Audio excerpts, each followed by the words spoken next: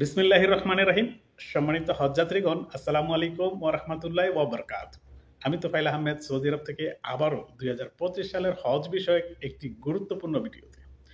সম্মানিত হজযাত্রীগণ, ২০২৫ সালের হজের জন্য যারা চূড়ান্ত নিবন্ধন করেছেন, আপনারা ইতিমধ্যেই জানেন যে ২৯শে এপ্রিল ২০২৫ থেকে ২০২৫ সালের হজের প্রথম ফ্লাইট শুরু হবে। তার মানে আর মাত্র ২ সপ্তাহ আছে। আর এই ২ সপ্তাহর ভেতরে যে অনেক প্রস্তুতি বাকি রয়ে গিয়েছে, সেই প্রস্তুতিগুলো যদি সুষ্ঠু এবং সুন্দরভাবে সম্পন্ন না করা হয়, তাহলে কিভাবে হজ সুষ্ঠু এবং সুন্দরভাবে হবে? আজকের এই ভিডিও শিরোনাম দেখে বুঝতে পেরেছেন যে ভিডিওটি একটি সমালোচনামূলক ভিডিও এবং এজেন্সি কিংবা প্রস্তুতি যারা নেয় তাদের বিরুদ্ধে আমি কথা বলতে যাব। তাদের বিরুদ্ধে কথা বললে হয়তো আমি অনেক সমালোচনার শিকার হব, এমনকি তারা রিপোর্ট মেরে আমার চ্যানেলেরও ক্ষতি করতে পারে, যেটা অতীতেও তারা করেছে। কারণ হচ্ছে যে ২০২৫ সালের হজের যখন নিবন্ধন ধীর গতিতে চলছিল, তখন অনেকেই বলছিল যে হজের প্যাকেজ ঘোষণা করা হলে গতিটা বাড়বে, কারণ হজের প্যাকেজের উপর নির্ভর করে মানুষ প্রস্তুতি নেবে। তখন আমি একটা ভিডিও করেছিলাম যে সম্ভাব্য হজ প্যাকেজ কত হতে পারে, এবং হজ যাত্রীদেরকে বলেছিলাম যে আপনারা গত বছরের হজের খরচের আর কথা চিন্তা রেখে ওই টার্গেটটা মাথা রেখেই যদি সেই প্রস্তুতি আপনাদের থাকে আপনারা নিবন্ধন করতে পারেন। কিন্তু শিরোনাম দেখেই অনেকেই এরকম সমালোচনা আমার করেছিলেন যে এই বছর হজের খরচ কমবে, কর্তৃপক্ষ কমিয়ে দিবে, কর্তৃপক্ষ আশ্বস্ত করেছে। কিন্তু হজ নিয়ে তো গত কয়েক বছর আমি কাজ করি, কিন্তু পরবর্তীতে যখন হজের প্যাকেজ ঘোষণা হলো, তখন ঠিকই দেখা গেল যে হজের খরচ দৃশ্যায়িত কমেনি, বরঞ্চ কিছু কিছু ক্ষেত্রে বেড়ে গিয়েছে। তাই আমি যখন ভিডিওটা করি তখন কিন্তু অনেক সমালোচনার শিকার হয়েছিলাম। তো আজকের এই ভিডিওটাও হয়তো অনেকের সমালোচনার শিকার হব, তাতেও আমার করার কিছু যায় আসে না। হজ সুষ্ঠু সুন্দরভাবে পরিচালিত হোক, সেই দোয়াটাই আমি করি এবং সেটাই আমার চাওয়া। এখানে ব্যবসা বিজনেস কোনো কিছুই নেই, কারণ আমি হজ যাত্রীদেরকে তথ্য দিয়ে থাকি।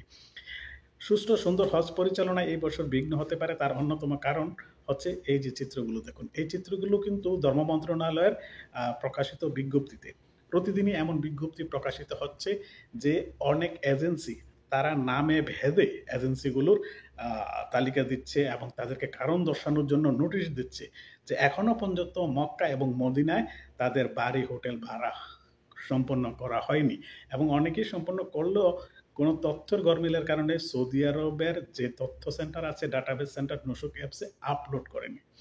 এবং সেই সাথে এই কাজটা সম্পন্ন না করেও না করে তো আছি। এরপরও আপনারা দেখুন যে মাত্র ২ সপ্তাহ বাকি, এখনো পর্যন্ত এই চিত্রটা দেখুন। এটা হচ্ছে যে বিমানের বুকিংয়ের চিত্র। আপনারা দেখতে পাচ্ছেন যে বাংলাদেশ এয়ারলাইন্স মাত্র 11% বুকিং সম্পন্ন হয়েছে। সৌদি এয়ারলাইন্স গতকালকে পর্যন্ত শূন্য ছিল, তবে আজকে 1% দেখাচ্ছে। আর সৌদি আরবেরই আর একটা এয়ারলাইন্স, ফাইন্যান্স এয়ারলাইন্স, সেটা প্রায় মোটামুটি ভালো বুকিং হয়েছে, 50%-এর উপরে চলে গিয়েছে। যদিও সেটা সস্তা এয়ারলাইন্স, তাই সবাই আগে আগে সস্তাগুলো বুকিং দিতে চাচ্ছে। আমি সমালোচনা করছি, সেখানে লুকায়িত করে কিছু নাই। কারণ হচ্ছে সঠিক তথ্যটা আপনাদেরকে দেবো, সেটা প্রতিশ্রুতিতে আমি আগে থেকে প্রতিশ্রুতিবদ্ধ। তো এই যে এজেন্সিগুলো, যেসব এজেন্সিগুলো এখনো পর্যন্ত বাড়ি ভাড়া সম্পন্ন করতে পারেনি, তারা ২৯শে এপ্রিল কিংবা মে মাস থেকে তারা কিভাবে হজ পরিচালনা করবে, হজ ফ্লাইটে বুকিং করবে কিংবা হজ যাত্রী সৌদি আরবে প্রেরণ করবে।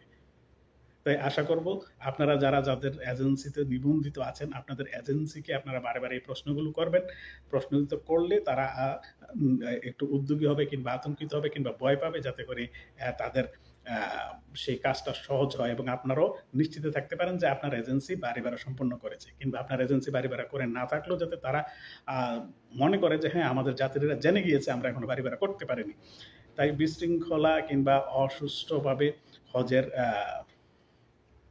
এই বিষয়গুলো এড়াতে সবাইকে সতর্ক থাকা উচিত। তবে আমরা আশা করি এবং সকলেই দোয়া করবেন এবং আমরাও দোয়া করি যাতে ২০২৫ সালের হজটি প্রতিবারের মতো সুষ্ঠু এবং সুন্দরভাবে পরিচালিত হয়। সবাই ভালো থাকবেন, সুস্থ থাকবেন, নিরাপদে থাকবেন। আল্লাহ হাফেজ। আসসালামু আলাইকুম ওয়া রাহমাতুল্লাহি ওয়া বারাকাতুহু।